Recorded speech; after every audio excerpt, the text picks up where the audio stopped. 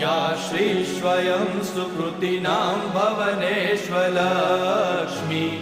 पापात्मनां कृतधियां हृदयेषु बुद्धि श्रद्धा सतां कुलजनप्रभवस्य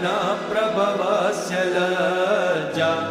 तां त्वां नतास्म परिपालय देवि विश्वम् किं वर्णयाम तव रूपमचिन्त्यमेतत् किं चातिवीर्यमसुरक्षयकारि भूरि किं चाहवेषु चरितानि तवानियानि सर्वेषु देवसुरदेवगणादिकेषु हेतुः समस्तजगतां त्रिगुणापि दोषे